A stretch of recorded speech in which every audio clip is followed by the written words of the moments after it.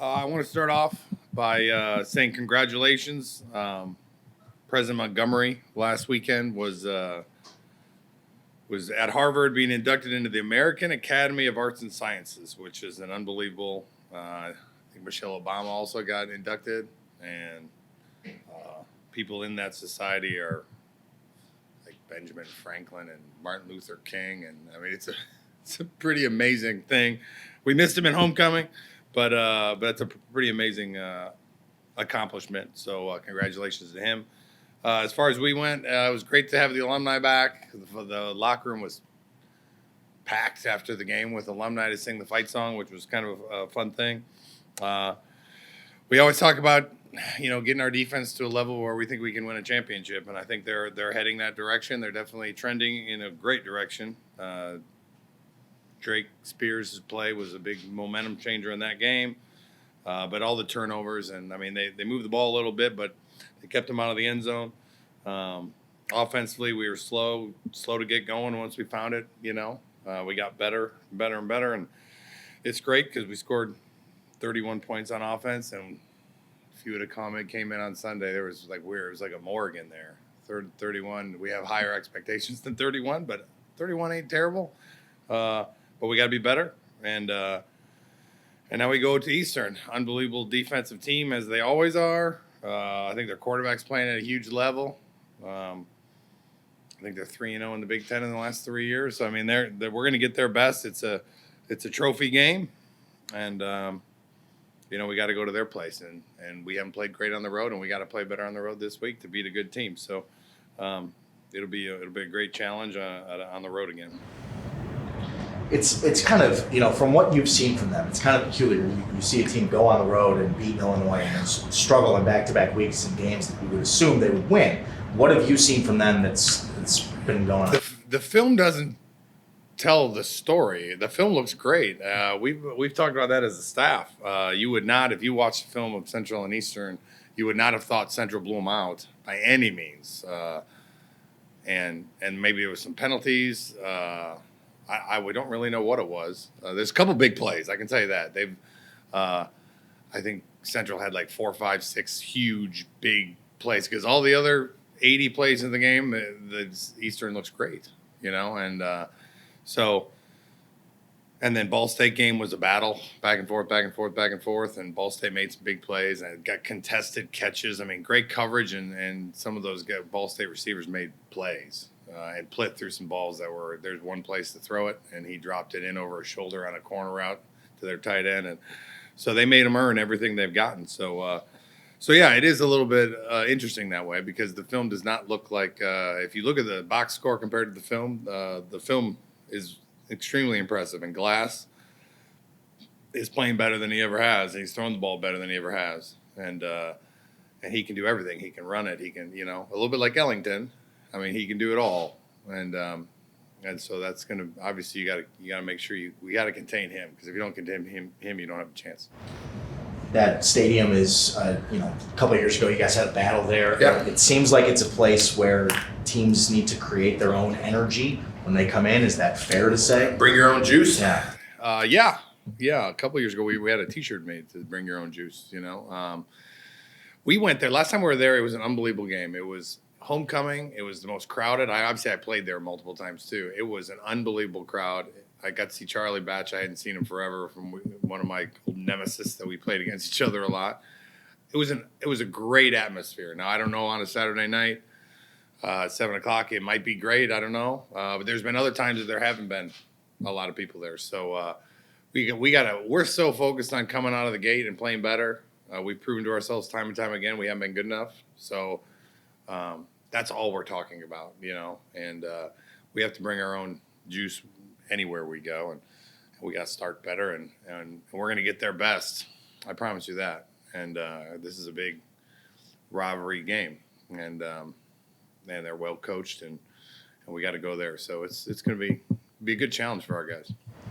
Have you changed your practice routine or any of your habits in preparation for this road game? Not yet.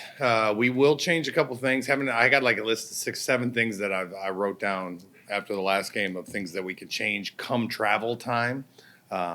preparation has been good. I have changed our preparation because I do believe we are one of the only teams in the country that's gone 4 straight weeks of training camp and 7 straight games. We're about to play our 8th. I mean, our kids are tired. I mean, they're battling, and our strength coaches are doing a great job, and our medical staff's doing a great job, but no one does what we're doing. Our bye week's week 11. I mean, it's crazy. And so we are changing things up. We're shortening practices. We got to get their legs back. They feel good. They're doing a great job, but I need them fresher. You know, I don't think we were as fast as we needed to be on Saturday. Hustle was great. They're throwing their bodies around. They're playing hard. But we've gone, if you include camp, we've gone like 11 or 12 weeks straight and without a day off. And other than their mandatory day off on Sunday. But, I mean, it was just some rest for their legs. So we were trying to shorten things up, get their legs back. We got a little bit of a break when we go the switch after Bowling Green to Tuesdays. We had like a day or two, which will be off days. I need them to rest. But, yeah, and then I will choose this weekend. I'm going to sit down with our leadership council probably Wednesday and figure out what things we want to switch, just change up. That we think could help us better come out of the gates, you know. But I have the ideas, but I haven't decided which ones yet. Levante, the 8th running back in school history now with 3,000 yards, and you know, I'm sure you touched on it Saturday, but just what kind of player has he been for this program throughout his career? I mean, the thing about him is, I mean, obviously watching him play, he's been I mean, he's fun to watch. I mean, every time he breaks into the open, it's amazing that a guy can run that fast. And but what he's meant in the locker room and what he means to Sean Tyler and what he means to Caleb Ellaby and the way he approaches his daily, I mean, he is the hardest worker on our team. I mean, if you watch him practice and he's running a swing route to the right and we throw a corner route to the left, the moment the ball leaves John's hand, he puts his foot in the ground and runs full speed until the play's over. And there's your best player doing that, you know, and that you can, there's nothing that you can say more about a guy than the effort he gives when you're arguably the best player on the team, you know, and that's the legacy I'll remember about him. I do like seeing him running in the open too, obviously, but you know, and we finally got him into the open. Man, we worked hard to try to find it. We found it early, but it for other reasons didn't work out. And then once we found the way to get him in a little bit of space, because once you get him space, everyone I think knows what he's going to do with it. But people do everything in their power to make sure we can't get him in space, and we have enough offense to find a way.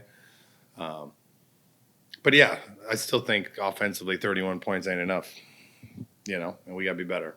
So pretty upset about our offensive efficiency and happy with our defense and, you know, improvement, and it gives us something to work on. Hey, Tim, we talked after the game on Saturday about play calling, how 2 weeks ago against Toledo, you kind of maybe went away from the run maybe a little too soon and tried to keep that in focus against Miami. Do you and Eric talk about that at halftime? Were you guys on the headsets talking to each other to kind of figure out if you see some seams, we're just not hitting them, or just kind of say it's going to come? We're all talking about that. I mean, honest to God, against Toledo, I thought it was exactly like our Miami game a year ago. Like, I thought we were going to score 40 points to win. So Eric's an aggressive play caller. I love it, and I'm just the final check, you know. So he got aggressive early, and I was all for it. I mean, I rubber stamp every call. You know, I hear it, and if I say no, I can stop it, you know. And so we got really aggressive because I thought they were going to score 40, to be honest with you. And that getting aggressive last year at Miami won us the game. We won 40-39. We had to go right now. Now, if I would have known our defense was going to give them 7 points in the second half, you know. So we made a concerted effort this week, knowing they were going to load the box, knowing that we were going to struggle a little bit. I mean, number 5, that boundary corner was a really good player. We knew it. And, you know, that we're going to stick to it. No matter how it started, we're going to continue to, you know, when we discussed more which run plays. I got involved a little bit and said, no, we're running it till we took RPOs off. John made a couple decisions early on that I think he should have handed. about 3 of them, that we had good run plays set up, and he tried to fit a throw in there that I don't think he needed to fit in there. So he took the RPOs off and just said, hey, we're going to lean on the run game, and we found it. If he would have handed one of those 3 early on, it would have helped a lot, but that was the conversation by all the offensive coaches is we're going to get this thing going and not put John in a position where he can get hit back there. We threw the 25 times. That was the plan. Still got hit too much, in my opinion.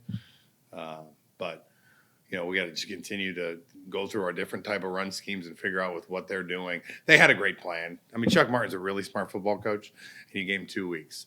He had a couple checks right into our formations, and we didn't have a prayer of running the play we wanted to. It was like he knew it, and then we started disguising things a little bit. I started running some of our alternative formations, and that he didn't have dialed in as much, and we started having more success. But they were prepared with 14 days, and it showed. Ken Aguirre had a nice debut. Can you talk about what he brings and what you saw from him on Saturday? Strength. He is, him or French, pound for pound, the strongest guy. I mean, he is one of – now so when he wants to go straight ahead, you're not stopping him. You can double team him. You're going to go backwards, and if you put one on him, you might go backwards fast, and so getting him – and he has fresh legs. He looks totally different than everybody else out there. That was one of the things that I noticed out there that I made it even clearer that our guys they're worn down. They played 7 games in a row. We got 2 more, so because he looked fast, like fast, and so I was proud of him. He got his first sack. He's one of the nicest, like gentle giant type guys ever. So for him to get in the backfield and make a sack, I mean, he is on cloud 9 right now, and kudos to Sarah and our whole strength, our athletic staff, training staff, for getting him back so quickly. He's pretty much been with her for like 6 weeks now, getting back to right, and we brought him back slowly, and he'll continue to be in the rotation. And it was great to have. I think we had a 10-man defensive line rotation, which is. That's without French. We had 10 where that rolled through. So it helps. It matters in the second half, when we can continue to roll guys through. And you can see that we're getting to the quarterback and disrupting things, and it's causing turnovers, and we're slowly getting better at it. After the Syracuse game, when D. Eskridge got hurt, you mentioned that that wasn't the time for him to make a decision about his football future. Has he had time to figure out? I haven't had a conversation. I mean, I see him around all the time, and I know I've forwarded him all the, because now we have scouts that come to practice every day. So I've been asking them their opinions on, I know what his future, what he wants out of his future. I've asked each and every one of them their opinion, and I've unbiasedly sent it to him, saying, here, this is what I'm hearing. And but I haven't sat down with him yet. I might do that during the break between Bowling Green, and I mean, he's in the meetings. The funny thing is he is getting through it. He's such a base sleeping now. He's like a normal D again, which is fun. And he's in there with the DBs, and he's going through the same thing Coach Adams went through.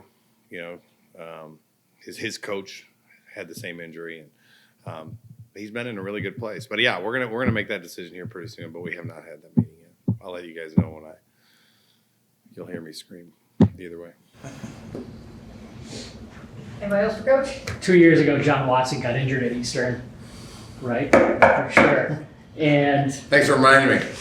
you guys haven't had the bye week yet. Does that give any extra emphasis on protecting his arm and maybe shying away from big plays? Well, that guy's playing on Sundays.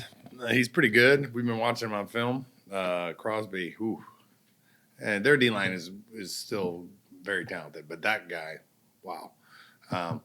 He got him twice. He almost got him last year. I mean, he got a great lick on him last year on a completion that I thought was like, oh, no, is it going to happen 2 years in a row, That guy was a difference maker. And so yeah, I mean, this is game 8 for John. So, and he's banged up a little bit. We've been trying to protect him as much as we can. And so, yeah, that goes into every game plan, is how can we protect him?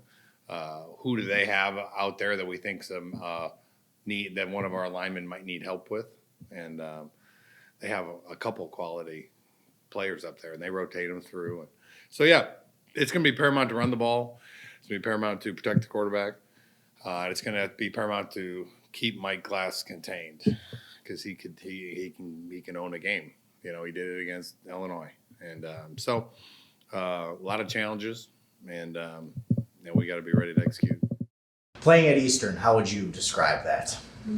You want the truth? Yes, please. I've never played there before. That's true. So, from what I've heard, they have a great field. Their stadium's called the Factory, and that's about all I know. Because both times that we've been there have been like the years that I'm injured, and so I stay at home. But yeah, I mean, I was literally thinking about that the other day. I was like, oh shoot, this is gonna be my first time going to Eastern. So yeah, I'm super excited about it. What are you looking forward to most about going on and playing at the Factory? When you're a senior, and it's crazy how fast season goes by. Like, this is already game 8, and you're in the middle of summer workouts and you're like, oh, season feels so far off. Like, you're just grinding it out. Then you're in camp and you're like, oh man, camp feels like it's taken forever. And then you have your first game and you're like, oh, season's going to be so long.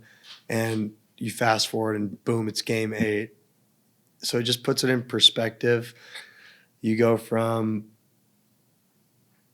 I was never at a point where I dreaded the weeks or anything because I do enjoy football, but I've just really just been enjoying the time with the guys. Not even the games as much. It really is just like the memories and the relationships. Guys make big plays and just like the excitement in the field. Like, it's little nuances like that just you always remember. Coach Lester, the last couple of weeks has praised your defense. You guys have played well. What has been different for you pretty much since you got into the MAC? Yeah. Coach Espo, I was telling Robin Hook this earlier, has just really set a culture and an expectation on our defense. And he tells us it all the time. He'll say, look, when we play with energy, when we play with enthusiasm, we are really good. And when we play flat, we are not that good. And so even just looking at the guys that are on the defense, we have so many high energy, passionate guys. And so when we bring that each and every game, I mean, you really do see the difference. I mean, you look at the first half against Toledo, really weren't, I mean, our sideline was dead. Guys weren't flying around. We had an interception that Drake Spears made, and you look at our sideline and everyone's just kind of standing there. And then we come out the second half and like guys are making just like a normal tackle, and our sidelines out on the field were going ballistic. And so it sounds like something that, well, should that really affect the way you play? But it just naturally, like, I mean, when you have 11 guys out on the field and then the sideline just passionate, flying around with energy, it's hard not to let that just be infectious for the entire team. New defensive coordinator this year, although he was on staff coaching the D-line last year. Do you feel like defense is kind of, fully grasping all the stuff that he's trying to do? Has that helped you at all? Yeah, I would say 100%, even just from a perspective of, the defenses that we're running. It's the first time, I wouldn't say the first time, but for me, out of all the defenses that I've been a part of at Western, this is the one that I've felt most comfortable with as far as it playing into our skill sets as a defense across the board. And then, again, even just circling back to the culture that Coach Espo set, he's one of those guys that doesn't sugarcoat anything. He's going to tell you exactly how he feels. He's going to tell you exactly what's on his mind. But guys in the locker room appreciate that. They don't want to be pampered. We don't want to hear anything that's fake. Like, we want him to tell us straight up, okay, here's where you guys are at. And so, yeah, just him being one of those guys that's real with us. The defense has really bought into that. We genuinely feel that he cares about us as both players and as men. You just feel that across the board on defense, these coaches that really do care about us, they want us to succeed. And so, yeah, there are times where they push us and kind of sucks because they're getting on us, but we know that it's making us better. Patrick Lupro was the guy who was in the safety room with you last year. Do you miss him at all? And what do you make of the plays that he's making out there at cornerback? Well, I see him every day, so it's like, yeah, I miss him, but Once we get out of safety meetings, he's right there. But yeah, I was even telling Robin Hook that too. It's like, man, it's crazy how he went from safety to corner, backing up D, and then D goes down. It's like, oh shoot, those are big shoes to fill, and he's absolutely just crushing it. I mean, he really stepped up to the plate, and it's just been fun watching him develop week after week and seeing him grow and develop.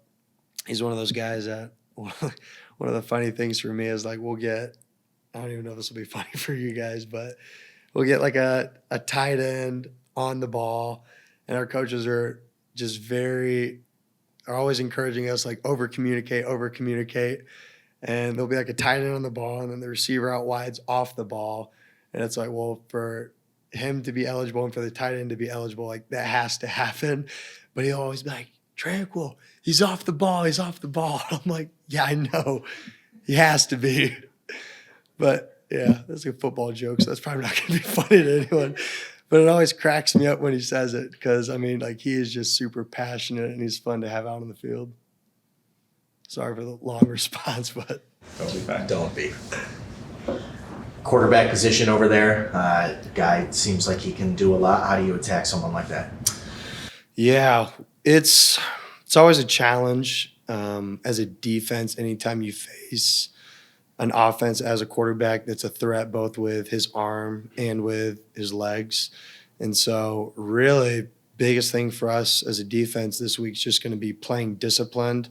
It's going to be crucial that none of us are trying to make plays that aren't ours to make. D-line, making sure that, they keep him in the pocket when they're trying to get pressure on him, that they're not working too far upfield, that he'd sneak out or find a seam to run with.